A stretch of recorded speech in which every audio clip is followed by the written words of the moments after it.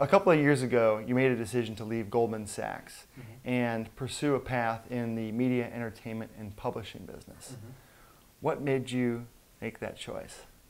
Basically, when I was at Goldman, I was having a great run there. I was really enjoying what I was doing, but I did realize that I was never going to be that guy that was going to be the 15 to 20 year Goldman or Wall Street guy. I always had aspirations to do other things. My interests varied: politics, real estate. There were a bunch of different things that I was interested in. One of those things was the arts, and it really just became a natural transition because I was involved with an organization called Parks Hall, which was a nonprofit, and I was on their board, and that kind of led me slowly but surely into the philanthropy and then art world. After making that transition, did the reality meet the expectations? It did in a lot of ways, but it took a little bit of time for that to happen. The path was a little less linear than I would have wanted. I knew I wanted some new challenges, and Parks Hall at the time had a magazine called Free Magazine. It was one of our programs, and as a board member, there was general oversight as to many of the things that Parks Hall did, Free Magazine being one of them. Okay. But it wasn't like I left Goldman and said, okay, I'm gonna go work on Free. It really was, I'm gonna, take some time off, explore many options, and by doing so, I was spending more time on Parks Hall, and then eventually started to spend more time on Free Magazine. And so, at what point did Free Magazine break apart from Parks Hall? I'd say about maybe a year in.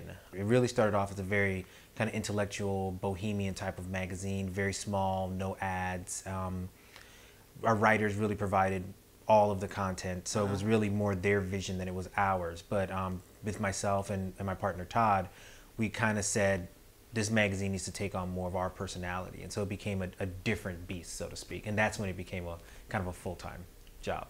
We started shifting it away from, like I said, that strictly intellectual, bohemian, very deep fringe arts and culture world, and started making it into more reflective of a men's magazine. What I realized when I was at Goldman was that, contrary to popular belief, many people that I knew that worked on Wall Street, both at the firm, at other firms, clients of ours, hedge funds, what have you, they weren't kind of the stereotypical douchebag traders that you kind of heard about, and particularly nowadays have become more popularized as an image.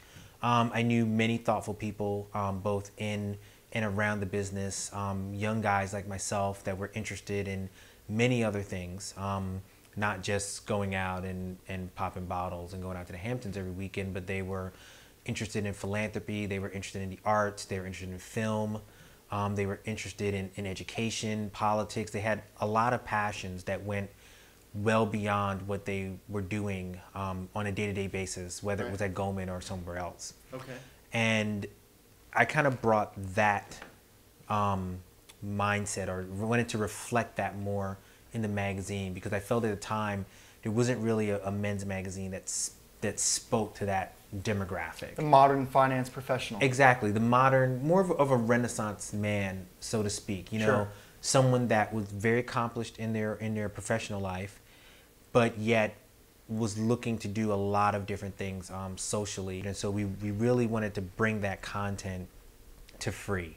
And by doing that, the magazine started to take on a different tone and style, and really became a young men's arts and culture magazine, really for a tastemaker audience. Gotcha.